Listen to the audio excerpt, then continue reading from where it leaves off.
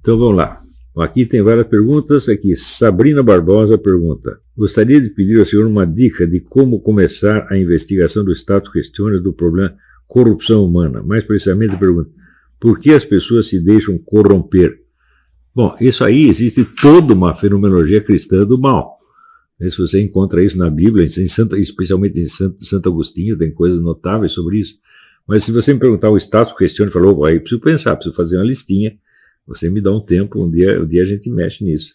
Mas para começar, você tem que procurar coisa na teologia católica, na teologia do pecado, especialmente em Santo Agostinho. Tá? Então, disso, alguém pergunta aqui, deixa eu ver como é que pergunta. Rosalvo Neto: quando o senhor vai nos ensinar as regras da circulação das ideias? Eu mencionei o negócio do Guénon, de que a circulação das ideias obedece a regras precisas e que você conhecendo as ideias, você consegue fazer circular o que você quiser. Eu não vou ensinar para ninguém nunca. Né? Se você tiver a capacidade de apreendê-las, você vai aprender e você vai saber funcionar. Tá certo? Mas você veja, com o pouco que eu ensinei, as pessoas já fazem tanta besteira, nem todo mundo faz besteira, claro, eu tenho alunos excelentes que estão trabalhando bem, mas o pessoal que vem aqui dá uma bicada na aula, outra aqui, ou lê um post do Facebook e sai cagando regra por aí, é uma desgraça. Então tem certas coisas que a gente realmente só pode ensinar para quem tem a maturidade intelectual e moral suficiente. Então, esta coisa da circulação das ideias, bom, de primeiro, é uma coisa que tem algo a ver com a linguagem. Se você não acerta a linguagem que fala ao coração do povo, você não vai fazer circular nada. Não interessa quanto dinheiro você vai gastar, você pode mandar imprimir milhões de exemplares, você não vai conseguir. Você pode ter a Rede Globo na mão. Você veja, se você pensar bem, veja a magnitude assim, da Rede Globo. Veja a amplitude daquilo e quanto custa essa porcaria. E pensa bem, o que a Rede Globo mudou de fato no Brasil? Quando você vê que hoje a maioria do povo está contra a Rede Globo, todo aquele esforço não adiantou nada. Eles não conhecem a lei da circulação das ideias, eles só conhecem dinheiro, propaganda. Né? Leram o livro do Bernays sobre propaganda, Bernays que era o genro do Freud. Né? Então essas bobajadas eles conhecem. As leis profundas eles não conhecem, eles não vão apreender. Né? Mas não esqueça o seguinte, se você pegar, por exemplo, o exemplo do Alexander Solzhenitsyn, né? O Alexander Solzhenitsyn foi o camarada que derrubou o regime soviético. Ele sozinho fez isso. Todo mundo que entrou depois fez o que entrou no caminho que ele estava indicando, porque ele entendeu como funcionava o sistema e sabia explicar, né? Sabia dizer o que estava acontecendo. Né? Quando você vê, por exemplo, o que aconteceu, vamos dizer, com Dostoiévski, que é o sujeito que com meio século de antecedência pegou toda a coisa da mentalidade revolucionária. Né? E no enterro do Dostoiévski tinha tanta gente que a pessoa perguntava, mas quem é esse? É um apóstolo? Né? Então, você veja, a literatura tem esse poder, gente. Né? Agora, quem não entende, quem não tem nem um pingo de intuição da coisa, né? Porque não tem cultura literária suficiente, às vezes não tem talento de leitor, tá certo? Tem gente que não tem o talento criativo, mas tem o talento de leitor, ele sabe apreender a coisa. Né? Quem não tem isso tem que inventar explicações. Então se obteve todo este sucesso, todo esse resultado, é porque tem uma milícia organizada, tem muito capital atrás, etc. Querendo explicar o espírito por meios materiais. Isso já prova o desprezo que eu sinto por essa gente, eu não tenho nem como expressar. Porque eles estão tão abaixo do problema, que cuspida na cara seria honra demais para eles.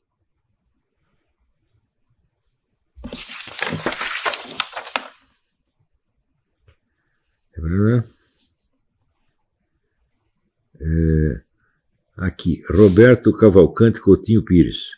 Você acredita que o sócio-construtivismo pode ser um desses meios de engenharia social? Sem a menor sombra de dúvida. Né? Ele foi feito realmente para imbecilizar a pessoa. Leia o livro da Iserbyt, como é que chama? O primeiro nome, esqueci. Charlotte Iserbyt. Né? Charlotte, se é que eu me lembro. a estupidificação deliberada da América. Né? Existe alguma ligação disso com o socialismo? Claro, isso foi feito para disseminar a mentalidade socialista. Aqui, Nicolas Lima Raposo. Após enfrentar situações de quase morte, notei que perdia muito tempo com futilidades mundanas. Como fazer para manter-se com essa sanidade? Reze muito a Ave Maria. Todas as vezes que você reza a Ave Maria, você tem que lembrar da hora da sua morte. Nunca esquecer a hora da morte, porque, vamos dizer, a existência da morte define a nossa condição terrestre. Ela não é uma coisa a mais. Não, tem aqui a vida e tal, lá no fim tem a morte. Não, não, não, não. A mortalidade é a essência da nossa condição, é a raiz de tudo. Se você não entendeu isso, então não entendeu nada. Não esqueça o que Platão dizia, filosofar é aprender a morrer. Aqui, Marcos Herkenhoff pergunta, como a direita os conservadores podem se libertar da linguagem esquerda e dominar o discurso? Então, primeiro, você tem que começar a ler outras coisas. Tudo depende do volume de coisas que você lê. Olha, eu posso apostar, se você ainda tem esse problema, você ainda lê mais material de mídia do que boa literatura. É muito simples.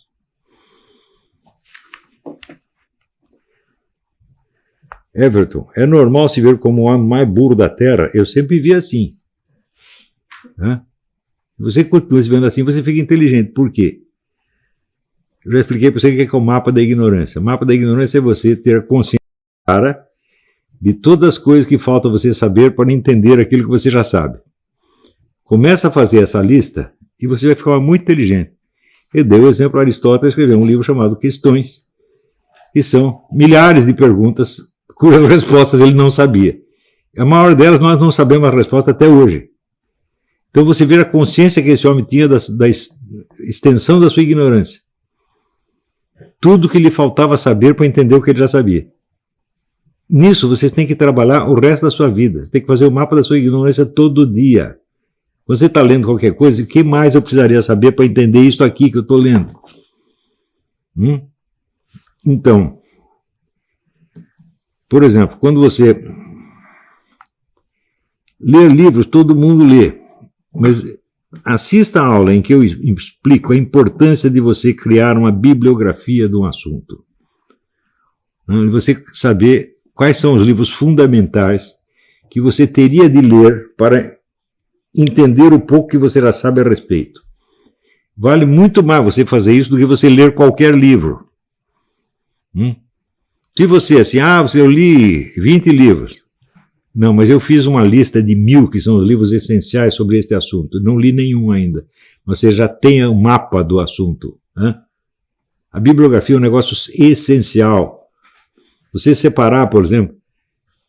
Olha, eu organizei minha biblioteca desde moleque, desde adolescência. Nessa base, eu falei, eu quero uma biblioteca que acompanhe a história dos problemas que me interessam, desde o início até hoje. Então são os livros que criaram, de fato, o que a humanidade sabe a esse respeito, o essencial do que a humanidade sabe a respeito disso ou daquilo. Eu montei essa biblioteca assim. E é evidente que muitos livros eu adquiri 20 ou 30 anos antes de eu poder lê-los. Mas eles me ajudaram do mesmo jeito. Porque eu sabia onde eles estavam, eu sabia o que tinha lá dentro. Agora, o pessoal não faz isso. O pessoal lê as coisas anarquicamente. Não adianta. Você tem que organizar a sua educação, porra. O curso de princípios e métodos, exatamente. Princípios e métodos da autoeducação.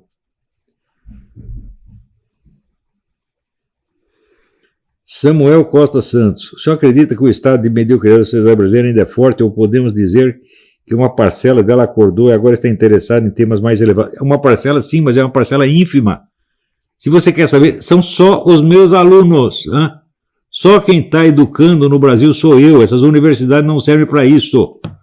Olha, em poucos anos de ensino eu já gerei mais escritores, mais editoras, mais revistas culturais do que qualquer universidade brasileira, porque elas não estão fazendo nada, é só picaretagem. Digo para vocês, as universidades brasileiras são organizações criminosas, tinham que ser todas fechadas. Todas. Agora, chega um novo governo, nós temos, já começa a afagar as universidades. Fala, não dá, pô, não dá. Quer dizer, a pessoa parece que quando sobem na vida, elas adquirem aquele respeito pelos formalismos. Começa a chamar as pessoas de excelência. Pronto, aí não dá. Assim não dá, pô. Se a sua linguagem é toda de pose, tudo que você vai fazer na vida é posado, e tudo que você vai fazer não vai ter resultado. Aí não, você vê, olha, quando você vê um cara que sabe mais ou menos o que está fazendo, você vê que ele não fala assim. Você pega o Paulo Guedes, ele não fala assim, porra. Ele fala pão, pão, queijo, queijo. É por isso que ele sabe fazer as coisas. Né?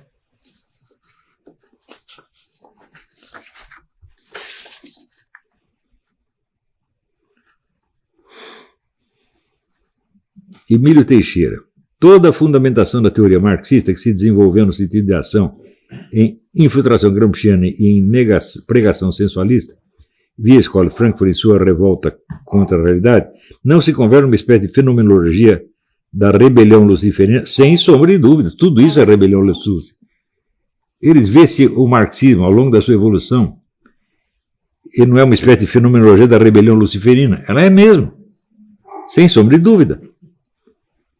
Agora, nós estamos num país, o dia que eu li aquele parágrafo do Max Horkheimer, onde ele dizia que os filhos serem privados de carícias eróticas das suas mães os tornava incapacitados até o uso da razão, e eu disse, o cara está defendendo o incesto, relações incestuosas, todo mundo negou, né?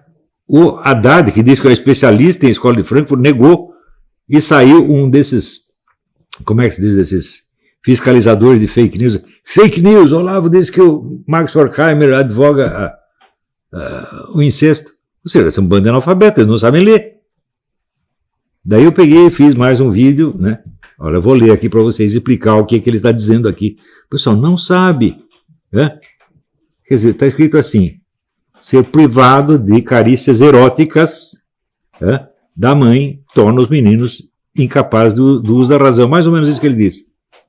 As pessoas não entendem que isso aí é defender o incesto. Eles não entendem. Né? Se o cara não disser literalmente, eu quero que as crianças tenham relações incestuosas com as mães, eles não entendem, meu Deus do céu. Então são todos analfabetos. Repito aqui, esse cagado é analfabeto, professor universitário é analfabeto, as pessoas da Folha é analfabeto, todos eles. Alguns são analfabetos funcionais, outros são analfabetos materiais. Eu não estou brincando, gente. Para ser ministro da Educação no Brasil tem que ser analfabeto. E não é exagero, né?